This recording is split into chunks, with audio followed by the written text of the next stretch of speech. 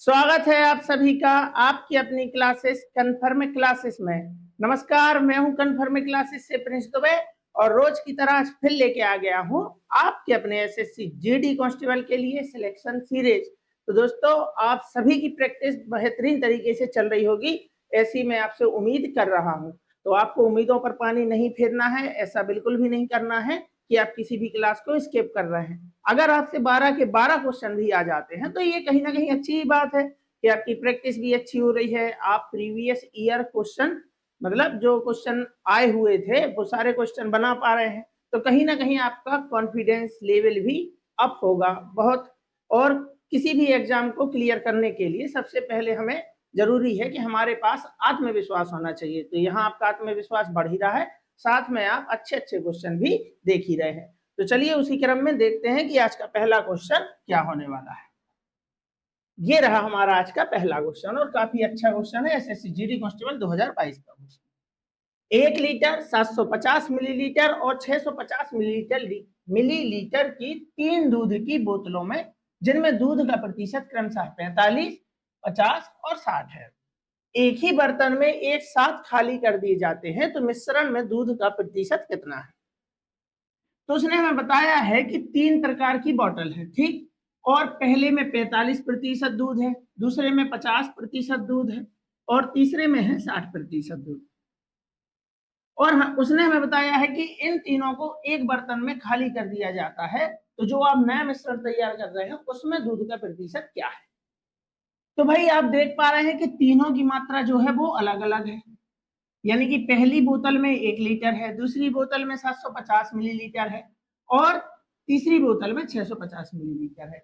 यानी कि हम इनका अनुपात बनाने के बाद मात्रा को बराबर नहीं कर सकते। क्यों? क्योंकि क्वेश्चन में हमें जो मात्राएं दी हैं, मिश्रण की जो मात्राएं दी हैं वो क्या है, अलग अलग है। तो आप बिल्कुल सिंपली कर सकते थे।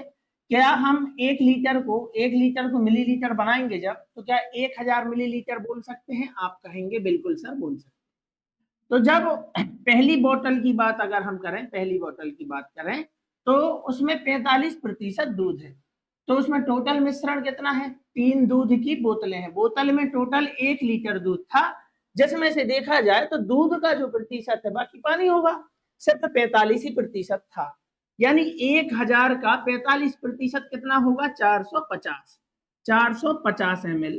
तो ये सिर्फ और सिर्फ मैं लिख रहा हूं दूध की मात्रा, और यहाँ बीच में पानी होगा। पानी का हमसे किसी ने पूछा नहीं तो लिखने की जरूरत नहीं है, यहाँ लिखेंगे दूध। ये बाकी का कुछ मिलाया है तो क्या मिलाया होगा? पानी मिलाया होगा। और दोनों मिला के यहाँ पे 1000 लीटर बनेगा। उसने बताया है 1000 लीटर नहीं, सॉरी, 1000 मिलीलीटर, ठीक है ना, मात्रा के आधार पर कर दे रहे हैं। तो 1000 लीटर, 1 लीटर मतलब 1000 मिलीलीटर, यहाँ लिखेंगे।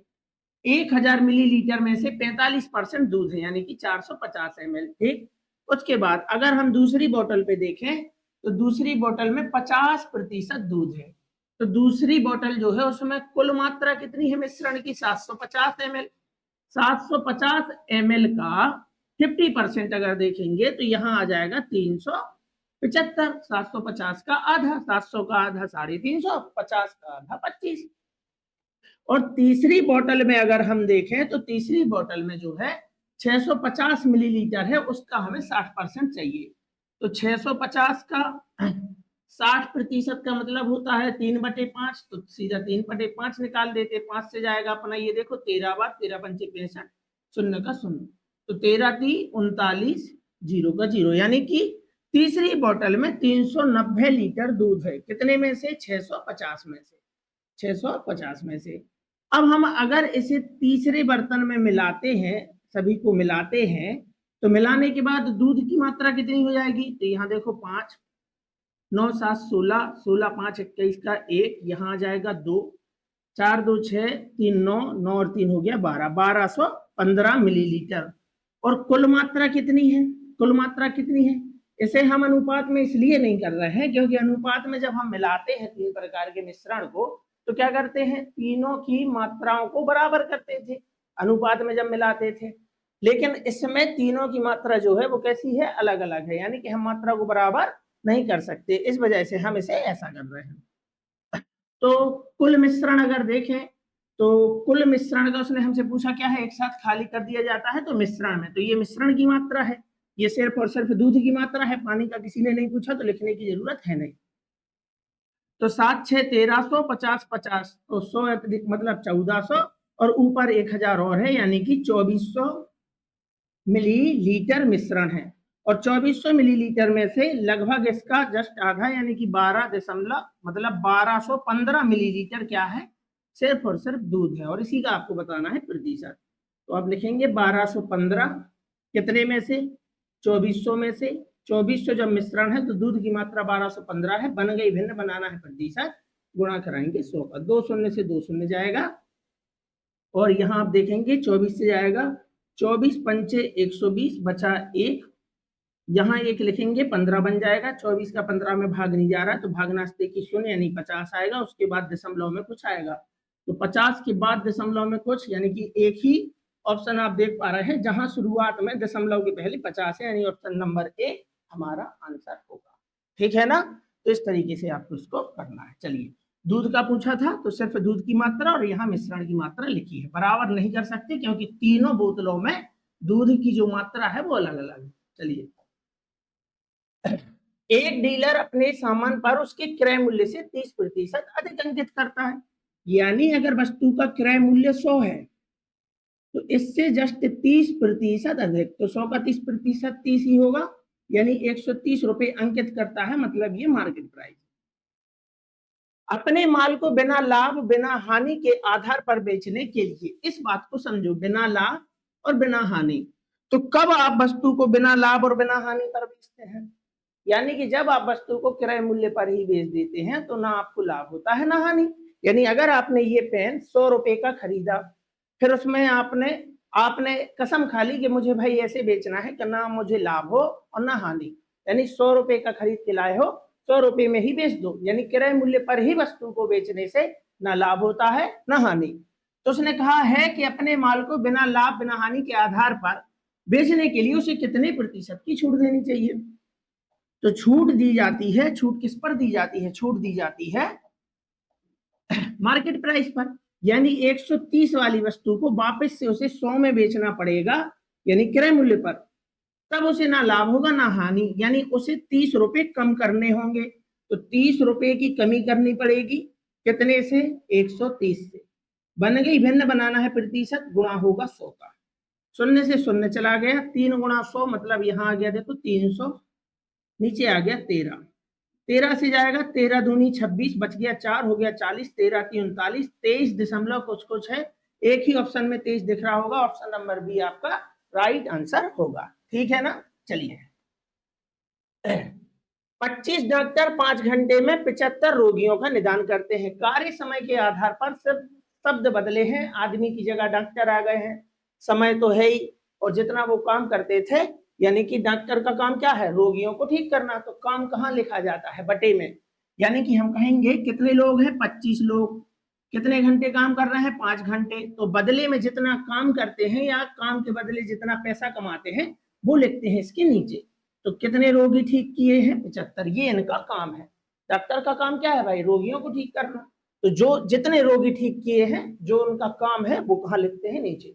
ये कार्य समय का क्वेश्चन है, डॉक्टर पर बना दिया है। ठीक, यदि 5 डॉक्टर नौकरी छोड़ दें तो 6 घंटे में कितने रोगियों का निदान होगा, यानी इसी कार्य क्षमता के साथ अपन को कराना है, बराबर लगा देना है। 25 डॉक्टर थे, 5 डॉक्टरों ने काम छोड़ दिया है, बच गए हैं 20 डॉक्टर, 6 घंटे काम करेंगे, हमसे पूछी है रोगियों की संख्या, यहाँ एक्स लिख दो। ठीक है ना, अब इसके बाद आपको करना है काटा पीटी, जितनी कर सकते हो कर दो, 25 एकम 25 तिया 75 हो गया ना, इस 5 का पक्षांतर करोगे उस साइड जाएगा नीचे जाएगा, यानी 20 को काटेगा, 5 एकम 5 पंचों के 20 हो गया। अब नहीं कट रहा है, यानी कि x का पक्षांतर करोगे यहाँ आ जाएगा, वहां बचा है 4 6 24, 3 भी ऊपर जाएगा, 24 तिया हो जाएगा देखो 72, ऑप्शन नंबर सी हमारा राइट आंसर हो जाएगा। इसका आंसर है कि 72 रोगियों का निदान होगा। ठीक, चलिए, पी एक कार्य को 15 दिनों में कर सकता है जबकि क्यू इसे 10 दिनों में कर सकता है, यदि वे प्रारंभ से एकांतर दिनों में कार्य करते हैं तो कार्य कितने दिनों में समाप्त होगा। तो देखो बहुत फेमस क्वेश्चन है, अभी जस्ट 2 दिन पहले एनटीपीसी का मतलब पेपर चल ही रहा है। तो 17 तारीख को एनटीपीसी के पेपर में भी आया है एकांतर दिनों वाला, तो आपको बहुत फास्ट वहां पे बना देना है जो भी जा रहे हैं। तो अभी एनटीपीसी के जो पेपर हो रहे हैं, अगर आपने मेरी इन सिलेक्शन सीरीज को ज्वाइन किया है तो एसएससी जीडी में तो आप धमाल मचाने वाले हैं ही, साथ में आप जाके वहां देखना, अगर आपने लगभग 50 क्लास भी की है तो वहां भी आपसे क्वेश्चन बड़ी आसानी के साथ बनेंगे, जो कि अंक गणित के जितने भी वहां क्वेश्चन आ रहे हैं सब आपकी सीरीज में से ही आ रहे हैं। ठीक, चलिए। तो P की क्षमता निकालना है। P एक काम को 15 दिनों में करता है, जबकि Q इसे करता है 10 दिनों में। दोनों का एलसीएम लेंगे, एलसीएम हो जाएगा अपना 30। क्षमता निकालेंगे, 15 दूनी 30 और 10 तिया 30, दोनों की मिला के कार्य क्षमता देखें तो 5। लेकिन ये मिलके थोड़ी काम कर रहे हैं, ये तो एकांतर दिनों में काम कर रहे हैं। यानी कि पहले दिन काम करने आता है P और P करेगा सिर्फ 2 यूनिट काम। दूसरे दिन काम करने आता है Q और Q करेगा 3 यूनिट काम। तो अगर ये दोनों मिलके काम करते तो होता 5 यूनिट काम। तो 30 यूनिट काम कराना है, 5 के हिसाब से कराते तो 5 छक्का 30, 6 दिन। शेष तो बचा नहीं, अगर बचता है तो बाजू से लिखते हैं। तो क्या इसका आंसर 6 दिन है? नहीं। P और Q जब साथ में आते तब 6 दिन लगता, लेकिन ये तो अलग अलग आए हैं। मतलब 6 दिन P आया है, 6 दिन Q आया है, तो टोटल दिन हो गए 12, यानी 12 हमारा आंसर होगा अगर एकांतर दिनों में काम कर रहे। ये जब मिलके करते तब 6 दिन था, तो मिलके तो किया नहीं। 6 दिन P ने काम किया है, 6 दिन Q ने काम किया है। तो कितने बार में 5 यूनिट काम हुआ है? तो ये काम हुआ है 2 दिन में 5 यूनिट काम हुआ है, इसलिए इसका हम कर रहे हैं दोगुना, यानी कि 6 दूनी 12 हमारा आंसर है। अगर ये 3 दिन में हुआ होता तो हम 3 गुना करते। ठीक, फिलहाल आंसर है 12। चलिए। एक पुलिसकर्मी को 120 मीटर की दूरी पर एक चोर दिखाई देता है। हमने कई बार किया इस टाइप का क्वेश्चन, और फिर से आएगा, अभी आया है जस्ट एनटीपीसी में, अभी फिर से पूछा है, इसलिए मैं आपको रिकॉल करा रहा हूं। ठीक है ना? तो सदियों से चले आ रहे जो क्वेश्चन वो आज भी पूछे जा रहे हैं, यानी आपको ये नहीं सोचना है कि ये तो 2022 का है, 2022 का है, 26 में फिर आएगा। ठीक है ना? चलिए। एक पुलिसकर्मी को 120 मीटर की दूरी पर एक चोर दिखाई देता है, यानी कि ये यहां है अपना चोर और यहां है अपनी पुलिस। ठीक है ना? पुलिस, और इन दोनों के बीच में दूरी है 120 मीटर की। तो चोर को पकड़ने के लिए पुलिस वाले को ये बीच का गैप करना पड़ेगा खत्म। ठीक, तो उसने बोला है कि चोर जो है 6 मीटर प्रति सेकंड की गति से भाग रहे चोर का पीछा कर रहे हैं, यानी कि चोर की गति है 6 मीटर प्रति सेकंड, और इसके पीछे से पुलिस वाला इसका पीछा करता है। पुलिस वाला 8 मीटर प्रति सेकंड की गति से उसका पीछा कर रहा है, 8 मीटर प्रति सेकंड। तो ये दोनों कैसे भाग रहे हैं? समान दिशा में। चोर वहां से भाग के थोड़ी आएगा, ले भाई मुझे पकड़ ले, ऐसा थोड़ी होगा। चोर आगे भाग रहा है, उसके पीछे पुलिस भाग रही है, यानी ये जा रहे हैं समान दिशा में। विपरीत दिशा में थोड़ी जा रहे कि चोर वहां से आ जाएगा कि भाई मुझे पकड़ लो यहाँ से पुलिस, तो गति जुड़ जाएगी। नहीं, 6 से ये भाग रहा है, 8 से ये भाग रहा है। आप देख पा रहे हैं समान दिशा में भाग रहे हैं, तो जब समान दिशा में जाते हैं तो चालें घट जाती हैं। 6 से ये भागा, 8 से ये भागा, तो मतलब ये सिर्फ और सिर्फ भाग रहा है 2 मीटर प्रति सेकंड से, यानी कि पुलिस वाला इसे पकड़ेगा तो, लेकिन 2 मीटर प्रति सेकंड की गति से। तो हमें कितना कवर करना है? कब चोर पकड़ जाएगा? जैसे ही बीच का डिफरेंस खत्म होगा तो सिंघम की स्टाइल में वो उसको इस तरीके से पकड़ लेगा। तो हमें कितना कवर करना है? 120 मीटर।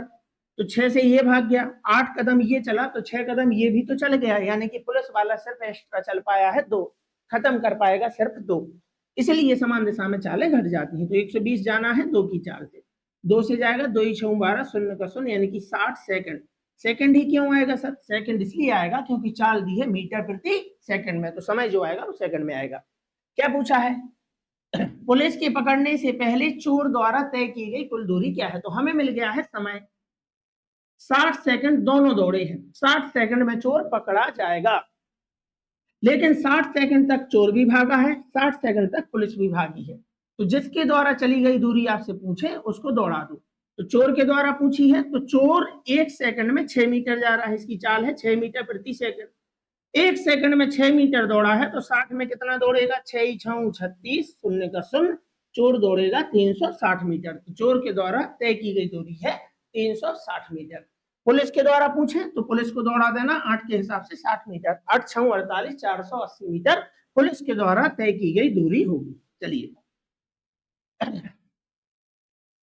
एक नाव में यात्रा करने वाले 10 श्रमिकों का औसत वजन 2.8 किलोग्राम बढ़ जाता है जब उनमें से एक, जिसका वजन 58 किलोग्राम है, एक नए श्रमिक द्वारा प्रतिस्थापित किया जाता है। प्रतिस्थापित का मतलब एक सदस्य के बदले आपने तत्काल दूसरा सदस्य बुलाया है। कहानी यह है कि 58 किलोग्राम का व्यक्ति गया और इसके बदले तत्काल हमने एक व्यक्ति बुलाया है।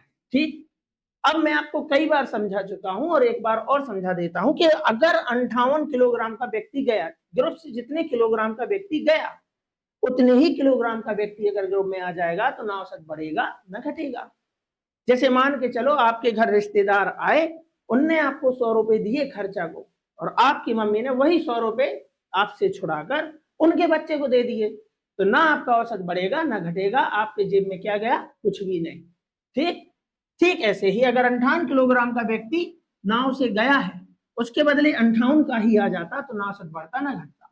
लेकिन वो हमें बता चुके हैं कि औसत बढ़ा है, यानी कि औसत इसलिए बढ़ गया है कि व्यक्ति गया था 58 का, जो आया है अगर 58 का ही आता तो ना औसत बढ़ता ना घटता, लेकिन आने वाला व्यक्ति 58 से ज्यादा का है इसलिए औसत बढ़ गया है। तो कितना ज्यादा है? तो 2.8 किलोग्राम औसत बढ़ गया है। औसत मतलब हर एक, औसत मतलब हर एक में 2.8 किलोग्राम की वृद्धि हुई है और व्यक्ति है 10, 11 व्यक्ति नहीं हो गए, एक गया एक आया, तो भाई संख्या तो उतनी ही रहेगी ना, एक गया तो बचे 9, एक और आ गया तो हो गए 10। तो जब प्रतिस्थापित करते हैं तो ये जो संख्या होती है ये नहीं बदलती है, यानी 2.8 की वृद्धि, औसत मतलब हर एक में 2.8 की वृद्धि और ऐसे है 10 लोग। तो 2.8 का 10 में गुणा करोगे, दशमलव भूल जाओ, 28 एकम 28, शून्य का शून्य, ऐसा कर देते हैं। एक अंक बाद दशमलव था, अपन भी लगा दो, दशमलव के बाद अगर शून्य है तो कोई काम का नहीं है, अपने काम का है सिर्फ और सिर्फ 28, यानी आने वाला व्यक्ति 28 और एक्स्ट्रा है, तो 58 और 28, 8 8 16, 1 5 2 7 और 1 8, यानी कि आने वाला जो व्यक्ति है वह है अपना 86 किलोग्राम का। ठीक है ना? तो एक ये फेमस क्वेश्चन है, इसको हमेशा आपको कंठस्थ रखना है क्योंकि ये आएगा ही आएगा। ठीक, चलिए, और ये हमारा रहा अगला क्वेश्चन। एक वर्ष पहले राम की आय 20,000 रुपए प्रति माह थी और व्यय 16,000 रुपए था, यानी कि यहां हमें जो दिया है वो दिया है आय और व्यय के बारे में। तो उसके बाद उसने हमें बचत के बारे में भी बताया होगा, तो यहां हम लिख लेते हैं आय में से जब व्यय घटा दोगे तो क्या बचता है? बचत। आय में से व्यय गया तो आ जाता है बचत। तो उसकी आय थी 20,000 रुपए, व्यय यानी खर्चा है उसका 16,000 रुपए, 20 कमाए, 16,000 रुपए उसके खर्च हो गए, तो उसके पास बच गए हैं 4,000। अब हमसे क्या बोला है? जो बोला है वो हमें बता देना है कि अब यदि उसकी आय में 10%, उसकी आय 10% बढ़ जाती है तो इसका हमें 10% चाहिए, तो 20,000 का 10% होगा 2,000, यानी 2,000 रुपए बढ़ गए, यानी अब इसकी जो इनकम है वो 2,000 रुपए से बढ़ गई। और फिर उसने क्या कहा है कि यदि उसकी आय 10% बढ़ जाती है और व्यय में 15% की वृद्धि होती है, तो 16,000 का हमें 15% चाहिए, तो 16,000 का 10% तो 1,600 हो गया, 10% 1,600। अब जब 10% 1,600 है तो 5% होगा 800, पढ़ते पढ़ते भी परसेंटेज निकाला जा सकता है। 10% 1,600 और 10% 1,600 है तो 5% कितना होगा? 800। तो 10% 1,600, 5% 800, 1,600 और 800 2,400, यानी कि 16,000 का 15% अगर देखा जाए तो यहाँ आ जाएगा 2,400। अब हमसे क्या पूछा है? प्रति माह उसकी बचत में कुल परिवर्तन क्या है और ये परिवर्तन हमें रुपए में बताना है। तो 2,000 रुपए उसकी इनकम बढ़ी, समझना, 2,400 रुपए उसने खर्चा बढ़ा दिया। अगर 2,000 रुपए उसकी इनकम बढ़ी थी आय और 2,000 रुपए ही उसका खर्च बढ़ जाता तो बचत पर कोई प्रभाव नहीं पड़ता, क्योंकि जो एक्स्ट्रा है वो मैंने एक्स्ट्रा खर्च कर दिए। अब भाई साहब ने किया क्या है? 2,000 रुपए एक्स्ट्रा कमाए तो 2,400 खर्च कर दिए, यानी ये 2,000 तो बर्बाद कर ही दिए हैं, 400 यहां से बर्बाद कर दिए हैं, तो उसकी आय में से मतलब बचत में से 400 रुपए और खर्च हो गए, यानी उसकी बचत जो है वो 400 रुपए से कम हो जाएगी। यहां आगे लिखने की जरूरत नहीं है, बात समझे ना? उसकी आय 2,000 बढ़ी, खर्चा 2,400 बढ़ गया, यानी ये जो 2,000 एक्स्ट्रा कमाए थे वो भी खर्च कर दिए, और ये 400 जो एक्स्ट्रा लग रहा है वो कहां से लाओगे? वो बचत में से लाओगे, यानी 400 रुपए बचत में से भी खर्च कर दिए। तो बचत में 400 रुपए की हो गई कमी। और अगर आप ऐसे नहीं समझ पा रहे हैं तो अपन कोई बात नहीं, इस तरीके से यहाँ ऐसे लिख लेंगे कि भाई ये तो अपना क्या था, ये यहाँ आया था 2000 यहाँ बढ़ रहे हैं, 2400 यहाँ बढ़ रहे हैं, तो यहाँ देख लो, यानी अब उसकी आय हो गई 22,000 और उसका जो खर्चा हो गया है वो हो गया है 18,400। तो 22,000 कमाए, 18,400 खर्च कर दिए, तो अब बचत हो पा रही है 3600 रुपए की। अब आप खुद ही देख लो, 4,000 बचत हो रही थी, अब 3600 हो रही, यानी बचत में 400 रुपए की क्या हो गई, कमी, 400 रुपए की कमी हो गई। तो मैंने आपको 2 तरीके बता दिए, इतना आपको करना ही पड़ेगा। आंसर है ऑप्शन नंबर सी। एक निवेश योजना में वार्षिक चक्रवृद्धि ब्याज की एक निश्चित दर पर 2 वर्षों में 1,20,000 और 1,50,528 रुपए हो जाते हैं। उसी योजना में पी रुपए की राशि है, पता नहीं कितने रुपए की राशि निवेश किया जाता है, तो 3 वर्षों में इतनी इतनी राशि हो जाती है। पी का मान बताइए। तो पी का मान बताएंगे, लेकिन पहले पिएंगे पानी। ठीक, चलिए। और अगर आप बता सकते हैं तो बता दो, और वीडियो रोकने की जरूरत नहीं है, आप तो बता दो।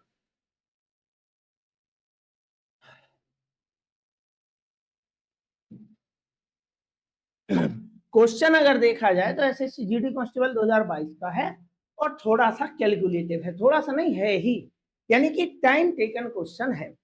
इसमें टाइम आपको लगेगा ही लगेगा, लेकिन फिर भी मैं प्रयास कर रहा हूं, क्योंकि अगर उसने ये देखो, यहाँ देखो 2 वर्ष, लेकिन बाद में पूछ रहा है 3 वर्ष, अगर यहाँ भी 2 वर्ष और यहाँ फिर से 2 वर्ष होता तो शायद टाइम थोड़ा सा कम लगता, यानी हम रेशियो मेथड से बना ले जाते। लेकिन क्वेश्चन में हमें फोर्स किया ही गया है कि हमें पहले निकालना है दर, पहले क्या निकालना है दर, और उस हिसाब से फिर हमें 3 वर्षों का मिश्र धन दिया है और नया मूलधन बताना है। ना तो मूलधन समान है, ऐसा नहीं है कि इसी मूलधन पर 3 वर्ष में इतना हो गया है, ऐसा कुछ नहीं है। ना तो समय समान है, सिर्फ और सिर्फ एक ही चीज समान है, वो है दर। उसने बोला ना उसी योजना में। तो एग्जाम में इस टाइप का क्वेश्चन अगर हम कर रहे हैं पहले से, और हमने अगर पहले इस टाइप का क्वेश्चन नहीं दिया है, तो हमें देखो थोड़ा सा लगेगा टाइम। कोई भी ऐसा नहीं बोल सकता, मैं तो एक टीचर हूं, मैं भी नहीं बोल सकता कि नहीं ये क्वेश्चन जब आया था तो मैंने बोला था, लो इस तरीके से मैंने यहाँ पे हाथ घुमाया और बोल दिया लो भाई इसका उत्तर ये है, तो पॉसिबल नहीं है। हवा में बातें करने से कुछ नहीं होता।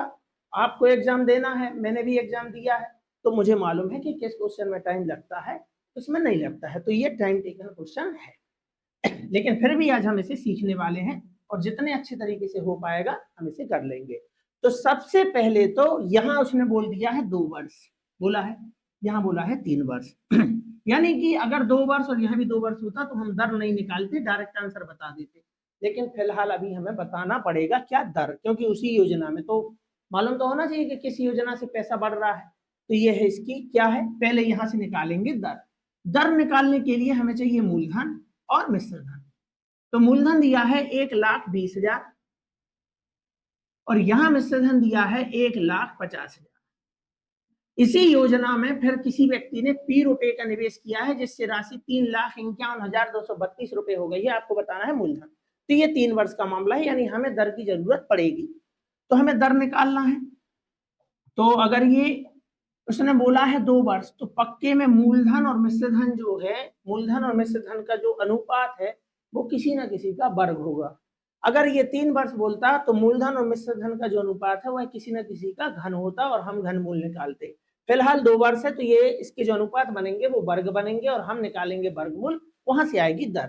कटता है तो काट दो, यहाँ मैंने राशि गलत लिख दी है, जल्दबाजी में हो जाता है, ठीक है ना। तो 150 तो था ही, यहाँ लिखना है 500, अरे भाई यहाँ लिखना है 528, ठीक है ना। अब हम इसे करते हैं काटा पीटी का काम। 12 एकम 12, 4 शून्य की 4 शून्य, ठीक है ना। फिर 12 से जाएगा, 12 एकम 12 बच गया, यहाँ पे कितना बच गया 3 हो गया 30, 12 दूनी 24 बच गया कितना 6, 65, 12 25 60 बच गया 5 हो गया 52, 12 चौके 48 बचा 4, 12 चौके 48, 52 में से 48 गया बचा 4, तो 12 चौके 48। क्या और कटेगा, तो लास्ट में दिख रहा है देखो 4 4 दिख रहा है, मतलब 4 से तो कट ही जाएगा। तो 4 से जाएगा 4 25 100, 2 शून्य का 2 शून्य। हमें तब तक काटना है जब तक हमें इनके वर्गमूल नहीं दिख जाते, ठीक है ना। बड़ी संख्या है, काट लो। 4 तिया 12, 4 तिया 12 हो गया, 4 एकम 4 हो गया, बच गया 1 हो गया 14, 4 तिया 12 बचा 2 हो गया कितना 24, 4 6 24। यानी कि अभी देखा जाए तो अभी और कट जाएगा, लेकिन यहां से अगर आपको वर्गमूल इनके दिख रहे हैं, क्योंकि अगर ये 2 वर्ष का मामला है तो ये किसी ना किसी के वर्ग जरूर होंगे, है ना। तो क्या आप यहाँ देख पा रहे हैं ये किसी का वर्ग है? तो हाँ, मुझे ये दिख रहा है कि ये अपना जो है ये 50 का वर्ग है। कितने का वर्ग है? 50 का वर्ग।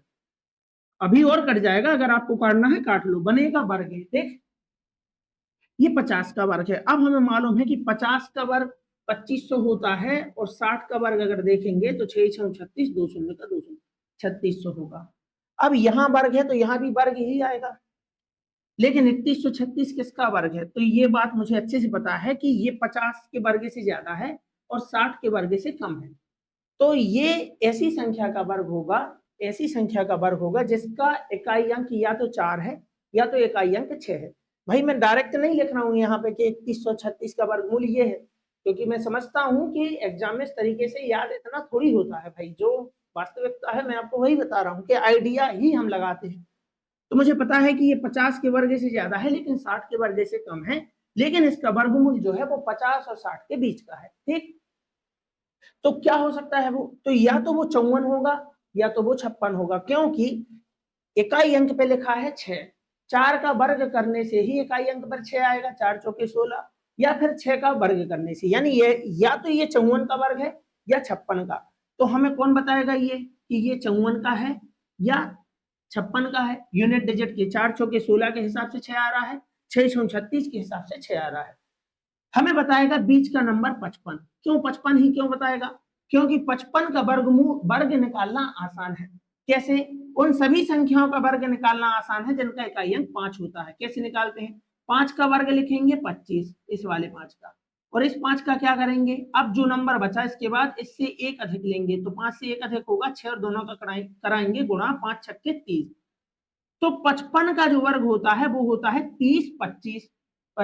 25 इकाई अंक का वर्ग लिखेंगे, और बाकी जो नंबर बचा उससे एक अधिक, 5 से एक अधिक होता है 6, 5 छक्के 30।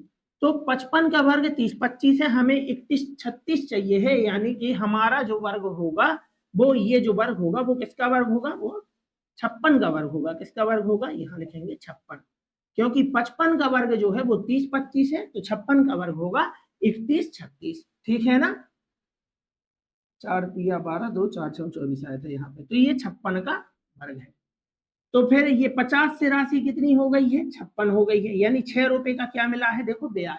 तो 6 रुपए का हमें मिल गया है ब्याज। तो हम यहाँ लिखेंगे कि भाई 6 रुपए का ब्याज मिला है, यहाँ लिख लेंगे। और कितने पर मिला है? तो ब्याज मिलता है मूलधन पर, यानी 50 पर। बन गई, भिन्न बनाना है प्रतिशत, गुणा कराएंगे 100 का। 50 एकम 50 दूनी 100, 6 दूनी 12% हमारी दर आ गई। क्या आ गई? दर। अभी हमने निकाली है दर। लेकिन अब हमें बताना है कि 3 वर्षों में मिश्र धन इतना हो जाता है इस दर के हिसाब से। ठीक है ना? और 3 वर्षों में इतना मिश्र धन हो जाता है, तो हमें पी का मान यानी हमें मूलधन बताना है। ठीक, तो अगर आपने ये इस तरीके से लिख लिया हो तो यहां तक आपको लिख लो, ताकि मैं आपको यहाँ पे बता दूं कि भाई अब आगे हमें कैसे करना है। तो सबसे पहले निकालेंगे दर। क्या कैलकुलेशन था वो मैंने आपको सारा कुछ समझाने का प्रयास किया है। अब 12% जब दर आ गई तो 12% की अगर भिन्न बनाएंगे तो 3/25 आएगी। यानी कि अगर हम मूलधन देखें और मिश्र धन देखें तो पहले साल 25 रुपए मूलधन रहेगा, 3 रुपए ब्याज मिल जाएगा, तो राशि हो जाएगी 25 से 28। क्योंकि यह 3 वर्ष का मामला है, इसलिए इसी रेशियो को 25 से 28 और 25 से 28 3 बार आपको लिखना पड़ेगा। तो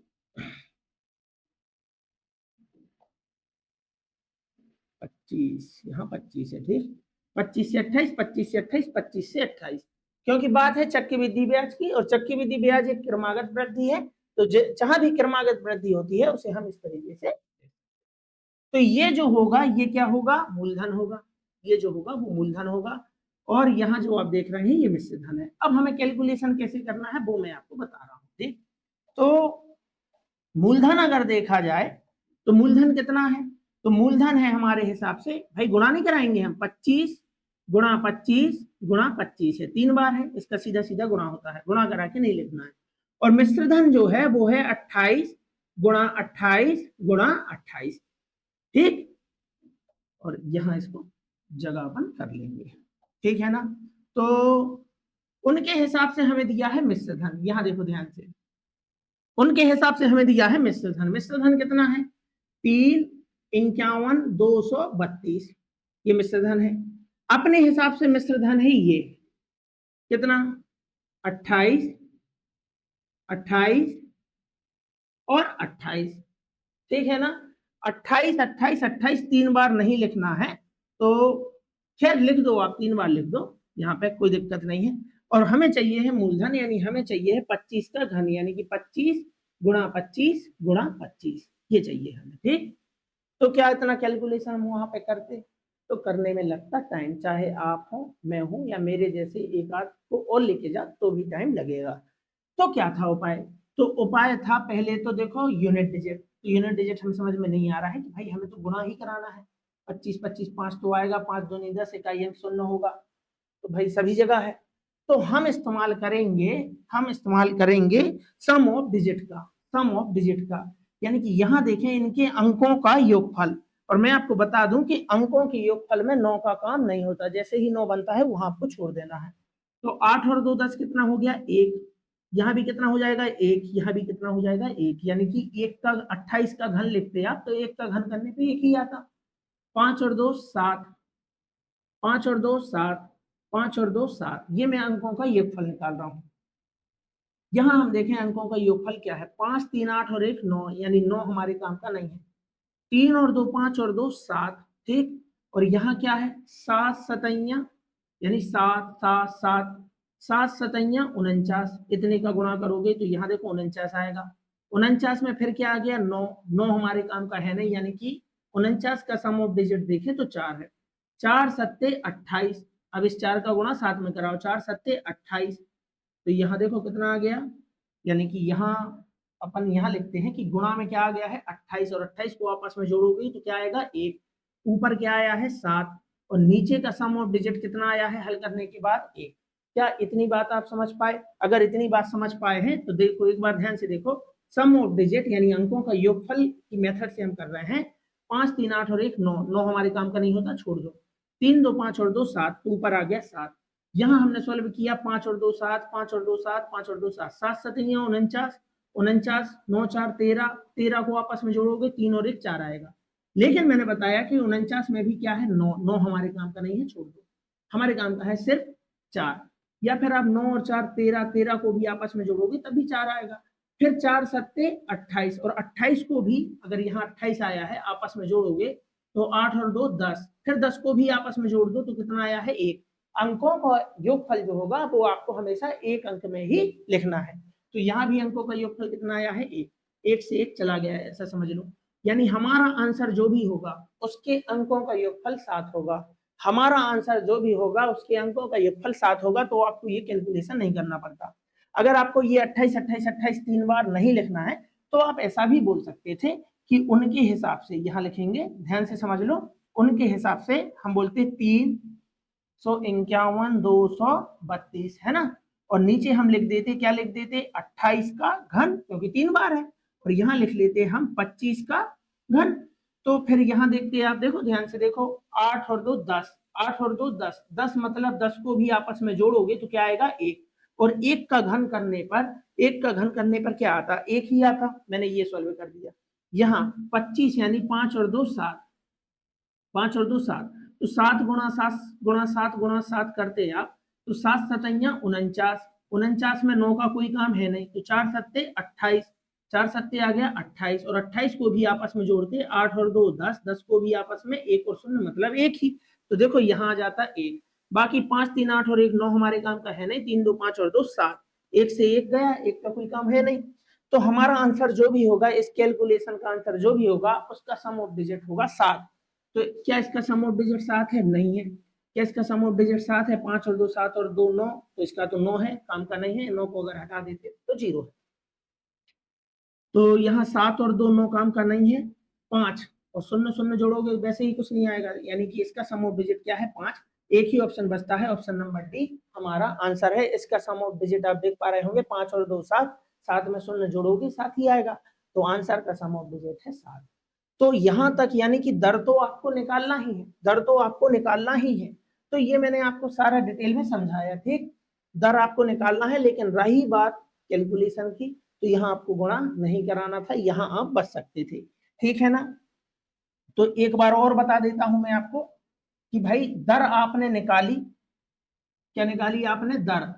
दर निकालने के बाद यहां तक आपको आना है, तो आप बोलेंगे 25 से राशि क्या हो गई है 28। चूंकि ये 3 वर्ष का मामला है, तो यहाँ भी 3 की पावर आएगी, यहाँ भी 3 की पावर आएगी। इसके बाद आप सीधा लिखते 3 51 232, और नीचे आ गया अपना क्या आ गया 28 का घन, और यहाँ आ गया 25 का घन। तो 28 माने 8 और 2 10, 10 मतलब 1, और 1 का घन करेंगे 1 ही आएगा, मतलब नीचे सम ऑफ डिजिट 1 है, ऊपर 5 3 8 1 9 काम का नहीं है, 3 2 5 और 2 7 आएगा। यहाँ देखेंगे 5 और 2 आ गया 7, 7 का घन 7 गुणा 7 गुणा 7 करेंगे, तो अगर 7 का घन याद है तो यहाँ देखो आप देख पा रहे होंगे कि 343, यहाँ 343 होता है। 343 को आपस में आप जोड़ो, 4 3 7 और 3 10, 10 को आपस में जोड़ोगे कितना आया, देखो 1 ही आया। तो एक काम का है नहीं, आंसर का सम ऑफ डिजिट 7 है, ऑप्शन नंबर डी हमारा आंसर है, ठीक है ना। तो सम ऑफ डिजिट का कॉन्सेप्ट भी हम इस्तेमाल एग्जाम में कर सकते हैं। चलिए, और ये आपका होमवर्क है, मैंने पहले ही इसे मार्क कर दिया था कि ये आपका होमवर्क होने वाला है। इसका आंसर आप मुझे कमेंट बॉक्स में बताएंगे, ठीक है ना। चलिए, तो ये क्वेश्चन ऑफ द डे हो गया। पी और क्यू मिलकर किसी कार्य को 20 दिनों में पूरा कर सकते हैं, क्यू और आर मिलकर इसे 30 दिनों में पूरा कर सकते हैं। तो पी है और क्यू है, तो काम को कर रहे हैं कितने दिनों में, 20 दिनों में, ठीक। और क्यू और आर है, क्यू और आर इसे कर रहे हैं 30। एलसीएम लेंगे, एलसीएम लेने पे आएगा 60, जो कि होता है कुल कार्य 20 या 60, 30 दूनी 60, ये आ गई इनकी क्षमता। अब उसने हमें बताया है कि 3 लोग हैं, कौन कौन 3 लोग हैं, भाई पी है, और यहाँ भाई क्यू है, और यहाँ है आर, ठीक। तो अगर हम यहाँ पे टोटल करते हैं, तो यहाँ आप देख पा रहे होंगे कि क्यू को हम कितने बार जोड़ रहे हैं, 2 बार। जब हम क्यू को 2 बार जोड़ रहे हैं, तो सभी की क्षमता हो गई है 5, 3 और 2 5, यानी पी क्यू आर की क्षमता 5 है। नहीं, पी क्यू आर की क्षमता नहीं है, पी धन क्यू और फिर आर की क्षमता 5 है। यानी कि जब हम क्यू को 2 बार शामिल कर रहे हैं, तब इन सभी की क्षमता निकल के आ रही है, इन सभी की क्षमता निकल के क्या आ रही है, यहाँ हम लिखेंगे आर, कितनी आ रही है 5, क्योंकि पी और क्यू की क्षमता 3 है, क्यू और आर की क्षमता 2 है, तो सभी की मिला के है 5, लेकिन क्यू को लिखा है 2 बार। और जबकि उसने हमें बताया है, उसने हमें क्या बताया है, उसने ये बताया है कि पी आर से 2 गुना कुशल है, यानी कि आर अगर 1 है तो पी है 2। तो यहाँ देखेंगे तो क्यू और क्यू कितना हो गया, 2 क्यू हो गया, और इन सभी को मिला के क्या आएगा, 5 आएगा। तो 2 और 1 3, यानी कि 2 क्यू बराबर 5, और 2 और 1 3 इसमें से जाएगा, तो यहाँ 2 क्यू बराबर कितना, 2 ही आएगा। तो क्या हम कह सकते हैं कि क्यू बराबर क्या है, 2/2, यानी क्यू की क्षमता है 1। तो उसने यही पूछा है क्यू अकेले इस काम को कितने समय में करेगा, तो कुल कार्य है 60, क्यू की क्षमता हमने निकाली है जो कि है 1, और 1 से 60 को डिवाइड करोगे तो 60 ही आएगा, यानी क्यू इस काम को कर देगा मात्र 60 दिनों में, ठीक। चलिए, एक कस्बे की वर्तमान जनसंख्या 95,000 है, पहले वर्ष में 15% बढ़ जाती है, तो दूसरे वर्ष में इतना, तीसरे वर्ष में इतना। हम सभी जानते हैं कि ये एक क्रमागत वृद्धि का क्वेश्चन है, और हमने कई बार किया है। तो 15% का मतलब होता है 3/20, यानी 20 से जनसंख्या कितनी हो गई है, 23 हो गई है, क्योंकि बढ़ जाती है। दूसरे वर्ष 20% मतलब 1/5, 20% का मतलब है, ठीक। यानी 5 से जनसंख्या हो गई है कितनी, 4। 5 से जनसंख्या क्या है, बढ़ जाती है, सॉरी बढ़ने का बोला है, तो 5 से जनसंख्या हो जाती है 6। और तीसरे वर्ष में 12% घट जाती है, 12% का मतलब है 3/25, 4 तिया 12, यहाँ लिखना है मेरे भाई 25, यानी कि 25 से जनसंख्या कितनी हो जाती है, 3 घट जाती है, यानी हो जाती है 22। ये क्रमागत वृद्धि है, अगर इस लाइन से इस लाइन वाली कोई भी संख्या आपस में कटती है तो हमें काट देना है। जैसा कि हम देख पा रहे हैं कि यहाँ 2 से जाएगा अपना ये 11 बार, 2 से जाएगा अपना ये देखो 10 बार, फिर 2 तिया 6 हो जाएगा, और 2 पंचे 10 हो जाएगा, तो 5 25, 25 25 25 हम कितना हो जाएगा, यानी कि 25 का वर्ग लिखना है 625। 11 तिया 33 और 33 तिया हो जाएगा 99, यहाँ 9, 33 और 33 दूनी 66, 66 और 9 होता है 75, यानी कि 759। 625 से जनसंख्या 759 हो जाएगी। हमसे क्या पूछा है, 3 वर्ष बाद शहर की जनसंख्या क्या है। तो ये पहले होता है, ये वाली जो लाइन आप देख रहे हैं ये पहले की है और ये वाली लाइन बाद की है। जब बाद की पूछ रहा है मतलब हमसे ये पूछ रहा है, ये हमें क्वेश्चन में दे रखा है। तो मतलब कि पहले जनसंख्या थी 95,000, अपने हिसाब से जनसंख्या थी 625, गुणा चाहिए क्या है, गुणा चाहिए है 759, 759 हमें चाहिए है। तो हम यहाँ पे देखेंगे 625 को काट लेते हैं क्योंकि कट रहा है, 25 से जाएगा 25 बार में, 25 से ऊपर काटेंगे, 25 तिया 75 हो गया, बच गया यहाँ पे 20, हो गया 200, 25 अट्ठे 200, 200 का 200, फिर 25 से जाएगा, 25 एकम 25, बच गया यहाँ पे 13, 25 पंचे 125, बच गया 5, हो गया 50, 25 दूनी 50। अब हमें इसका कराना है गुणा, 2 9 18, यूनिट डिजिट पे 8 आएगा, सभी जगह है। तो क्या हम फिर से सम ऑफ डिजिट का कॉन्सेप्ट लगा सकते हैं, तो बिल्कुल लगा सकते हैं। तो 5 2 7 और 1 यहाँ आएगा 8, 5 2 7 और 1 8, गुणा इसका सम ऑफ डिजिट 9 का कोई काम है नहीं, 9 को छोड़ दो, 7 और 5 12, देखो 12 आया, 7 5 12, 12 को भी आपस में जोड़ोगे तो 2 और 1 3 आएगा, 8 तिया आ गया देखो 24, ये यहाँ पे समझना ये अलग है, ठीक। 8 तिया 24, 24 को भी आपस में जोड़ दोगे तो सम ऑफ डिजिट आएगा 6, यानी हमारा आंसर जो भी होगा उसका सम ऑफ डिजिट 6 आएगा, अगर आपको गुणा नहीं कराना है तो हम देखते हैं किसका सम ऑफ डिजिट 6 है। तो हमें पता है कि सम ऑफ डिजिट में 9 का काम नहीं होता, 6 और 3 9 काम का नहीं है, 8 और 1 9 काम का नहीं है, इसका सम ऑफ डिजिट है 5 और 1 6, ये हमारा आंसर है। आंसर है या आंसर हो सकता है, आगे चेक करेंगे। 8 और 1 9 काम का नहीं है, 6 5 11, 11 और 6 कितना हो गया, 6 6 12, 12 5 17 और 1 18, 18 मतलब 9, इसका सम ऑफ डिजिट 9 है, हमें तो 6 चाहिए है। तो 6 3 9 काम का नहीं होता, 8 और 1 9 काम का नहीं होता, इसका सम ऑफ डिजिट है 6 और 1 7, ये हमारा आंसर नहीं हो सकता। यहाँ देखेंगे 8 और 1 9 हमारे काम का है नहीं, 5 और 5 10, 10 और 6 16 और 1 17, 17 को आपस में अगर आप जोड़ते हैं तो 7 और 1 8 आएगा। यहाँ देखो 5 5 10 और 6 16 और 1 17, 17 को आपस में जोड़ोगे तो 8 आएगा, इसका सम ऑफ डिजिट 8 है और हमें चाहिए है सम ऑफ डिजिट 6 अंकों का योगफल 6।